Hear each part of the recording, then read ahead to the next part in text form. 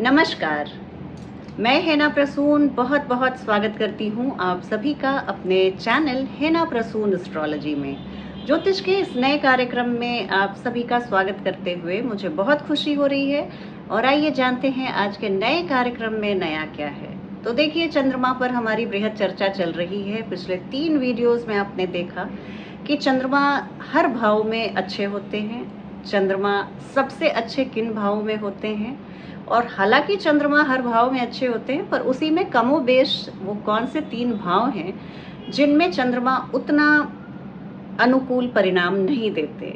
आज की वीडियो में हम चर्चा करेंगे कि चंद्रमा के लिए सम भाव कौन कौन से हैं। तो आज का वीडियो बहुत महत्वपूर्ण होने वाला है। वीडियो को शुरू करूं इसके पहले मैं आपसे आग्रह करूंगी कि आप पिछले इन वीडियोस को जरूर देखें। आप इन वीडियोस के थंबनेल को आप देखिए। सारे वीडियोस के लिंक को हमने डिस्क्रिप्शन बॉक्स में इस वीडियो के नीचे दिया हुआ है, आप उन्हें देखें और आनंद लें। अब बात करूंगी चंद्रमा के लिए न्यूट्रल हाउसेस कौन से हैं, मून के न्यूट्रल हाउसेस कौन से हैं, सम भाव में चंद्रमा किन किन भावों में माने जाते हैं। तो एक तो देखिए, ये दोनों भाव जो हैं ये मून से चंद्रमा से बहुत गहरे जुड़े हुए हैं। तो पहला भाव है द्वितीय भाव। अब ये कितनी बड़ी विडंबना है कि चंद्रमा कालपुरुष के द्वितीय भाव में ही एग्जॉल्टेड होते हैं, उच्च राशि के होते हैं टॉरस में। और मैं कह रही हूँ कि द्वितीय भाव में अगर आपके चंद्रमा हैं तो ये उनके लिए कोई बहुत अच्छी स्थिति नहीं है, बल्कि समभाव है, न्यूट्रल है, ना अच्छे ना बुरे। क्यों? और दूसरा भाव है चतुर्थ भाव। तो ये भी देखिए कितनी बड़ी विडंबना है कि चतुर्थ भाव के कारक हैं, माता के कारक माने जाने वाले चंद्रमा अगर हमारे चतुर्थ भाव में ही हैं तो क्या बुरा है, और इसे क्यों हम बहुत अच्छा ना माने, क्यों सम माने, क्यों न्यूट्रल ही माने। चतुर्थ भाव अगर कालपुरुष की कुंडली से देखें तो चंद्रमा की स्वराशि आती है, कर्क राशि आती है। तो एक जो उनकी उच्च राशि है और एक स्वराशि है, और यहाँ पर भी चंद्रमा बहुत ज़्यादा फलदायी नहीं रह पाते हैं। ये एक चर्चा का विषय है। इस पर आप वीडियो के अंत में आप ज़रूर बताइए आपको ये वीडियो कैसा लगा और क्या कहना है अगर आपके चंद्रमा द्वितीय या चतुर्थ भाव में हैं। तो जैसा मैंने बताया वैसा कुछ हुआ या नहीं। तो देखिए, सबसे बड़ी बात है कि एक जो चंद्रमा की प्रकृति है, मून की टेंडेंसी है फ्लक्चुएट होने की, घटने की, बढ़ने की, वेनिंग और वैक्सिंग मून हम सब ने पढ़ा है। तो ये एक ऐसी चीज है कि जो इन दो भावों से असर डालती है। तो चंद्रमा जो हमेशा घटते बढ़ते रहते हैं, ये द्वितीय भाव और चतुर्थ भाव ऐसा है कि यहाँ पे स्थायित्व की जरूरत होती है। कालपुरुष की द्वितीय राशि टॉरस में चंद्रमा इसलिए उच्च के होते हैं क्योंकि ये स्थिर राशि है। और यहाँ पर देखिए, अगर कोई भी दूसरी राशि है या इवन टॉरस भी ये है तो ये एक वो वाली स्थिति तो आती ही है, कारको भाव नाशाय। जब चतुर्थ भाव की हम बात करें तो वहाँ पे ये हम लोग डिस्कस करेंगे। पर इसके अलावा द्वितीय भाव में हमें एक स्थायित्व की ज़रूरत होती है। ये हमारे परिवार और हमारे इनकम का घर है, भाव है। यहाँ पर अगर चंद्रमा रहें तो वो घटते बढ़ते रहेंगे, फ्लक्चुएशन के साथ रहेंगे। तो जीवन के बहुत बड़े एक एस्पेक्ट में हमारी अस्थिरता सदैव बनी रहेगी। तो इन दो भावों में हमें स्टेबिलिटी और सिक्योरिटी की ज़रूरत होती है, सुरक्षा की ज़रूरत होती है, स्थायित्व की ज़रूरत होती है। अब यहाँ पर अगर चंद्रमा अपने घटते बढ़ते स्वरूप को दिखाएंगे और हमारे दिमाग को ख़राब रखेंगे, हमारा मन उतार चढ़ाव से, उद्विग्नता से भरा रहेगा, हमारा मन अस्थिर रहेगा, चंचल रहेगा, तो यहाँ पर ये दोनों भाव बुरी तरह से इम्पैक्टेड हो जाएंगे।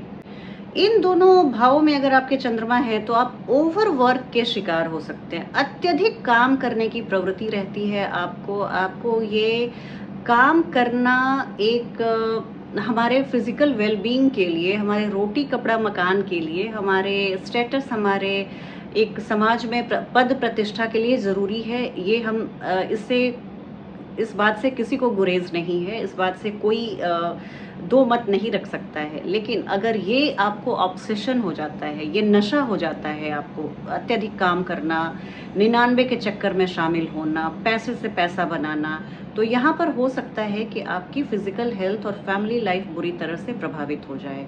ये हम अपने जीवन को आरामदेह बनाने के लिए हम काम करते हैं, पैसे कमाते हैं, पर हमारे जीवन का लक्ष्य काम करना नहीं होता है। इस काम करने से हमें जो संतुष्टि मिलती है, हमें जो एक समाज में स्टेटस मिलता है, स्थान मिलता है, ये हम इसको पाने के लिए करते हैं। तो यहाँ हमने देखा कि वो एक मीन्स ना होकर मीन्स का एंड है, जबकि यहाँ का चंद्रमा आपको उसी को एंड बना के परोसता है और आप बिल्कुल उस ग्रिड में आप पीसते जाते हैं, काम करते जाते हैं, ओवरवर्कड होते हैं ऐसे लोग, बहुत तनाव में रहते हैं। आपको बेस्ट ऑफ कंफर्ट्स भी दे दिया जाए ना, अगर आपके चंद्रमा इन 2 भावों में है और कहीं से भी एफ्लिक्शन में आ गए तो ज़्यादा लागू होगी मेरी बात।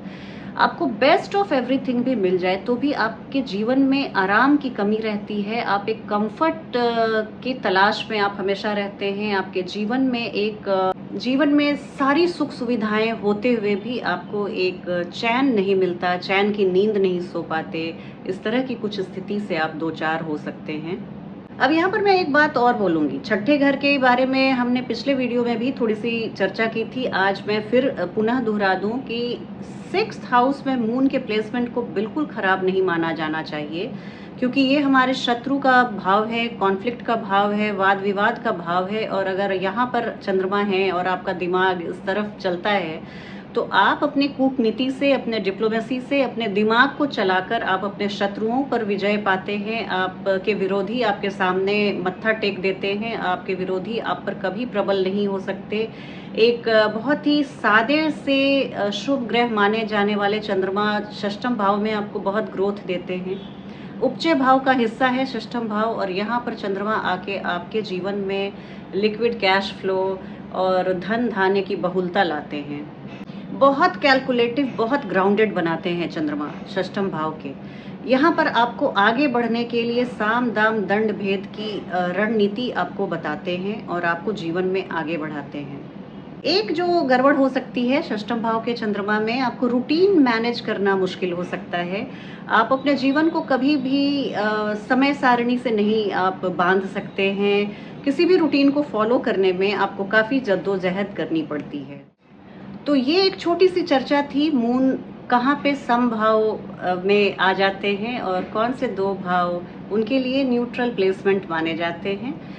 ये वीडियो आपको कैसा लगा? आप इस वीडियो की बातों से इत्तेफाक रखते हो तो आप मुझे कमेंट करके ज़रूर बताएं, और आपके सुझावों, विचारों और अनुभवों का स्वागत है। अगर आपके चंद्रमा द्वितीय भाव या चतुर्थ भाव में है, आपने जीवन में क्या फील किया, ये मुझे आप लिख के बताइए तो मुझे बहुत खुशी होगी। आपके कमेंट्स और आपके विचारों का स्वागत है। चलती हूँ, अगली वीडियो में आपको बताऊंगी कि चंद्रमा कैसे नवम और एकादश भाव कैसा फल देते हैं। आपको क्या लगता है, ये उनके लिए बहुत बम्पर प्लेसमेंट है या साधारण सी प्लेसमेंट है या प्रॉब्लमैटिक प्लेसमेंट है? इस पर आप ज़रूर प्रकाश डालिए, और अगली वीडियो में आपके विचारों को मैं शामिल करूंगी कि चंद्रमा नवम और एकादश भाव में कैसा फल देते हैं। अगर आप में से किसी की भी कुंडली में नवम भाव में या एकादश भाव में चंद्रमा हो तो आप मुझे ज़रूर लिखिएगा। चलती हूँ, अगली वीडियो में आपसे बहुत जल्दी भेंट होगी। तब तक अपना ध्यान रखिए।